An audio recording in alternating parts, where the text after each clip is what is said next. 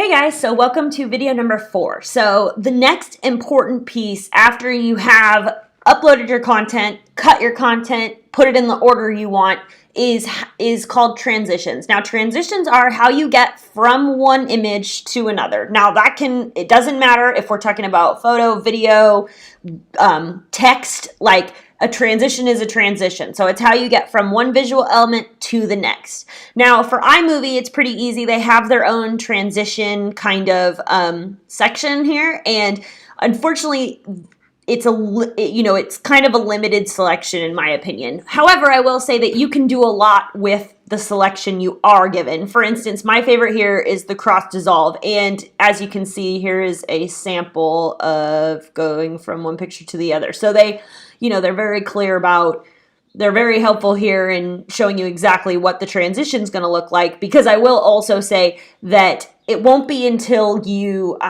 export the movie sometimes in order to truly see how the transition sets. And sometimes that's a little laggy in the software, but all in all, you can get a pretty good idea before you export. However, to get a final look at what it truly looks like, you'll have to export it. Now, no matter which one of these transitions you want to use, all you're going to do is drag and drop it down here. So the initial setting for this is 1 second. Now, what that means is it takes 1 second out of the clip before, 1 second out of the clip behind it, and mixes them together. So I'm going to go ahead and just play this. You'll see what I mean in terms of the lagginess, because the clips have to be set on top of each other, and it's not necessarily an instant process. But let's go ahead and see. This is obviously going to be 1 second, and these aren't very long clips, so you'll see how much of an overlap they actually have.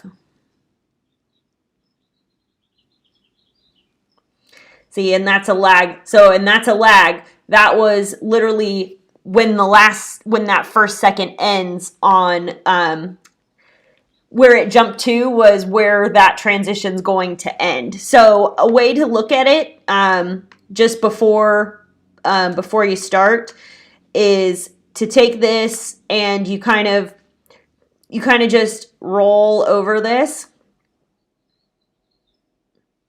and it will. So you take your cursor. You're not clicking down or anything. You're just hovering.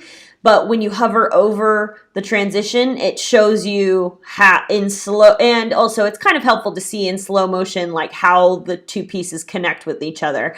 In terms of, like I said, it's a little laggy in the software. It's something that you just kind of learn to deal with after you become more comfortable with using these. It's not quite so much of a shot in the dark. But the other thing I will say is the other adjustable feature for transitions is how long they are. So as I said, it's 1 second out of here and then 1 second out of the second one, and they mix together. Versus you can actually, as long as your clips are long enough, each of these clips I want to say is at least maybe 3 seconds. I know there are at least 2. So you can increase the length of the transition.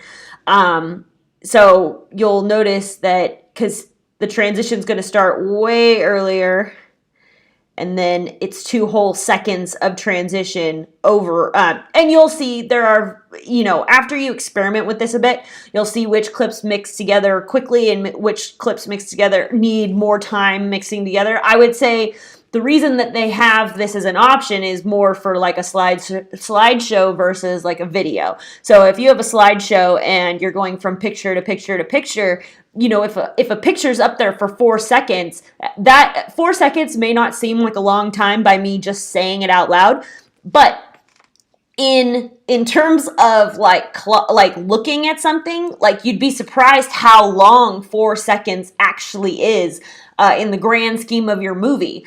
And so I would say that, depending on the efficiency you're trying to maintain within your movie, because you really don't want to lose your audience's attention, that's going to be what differentiates how long or basically how quick or how fast, how quick or how slow of a transition you want to use.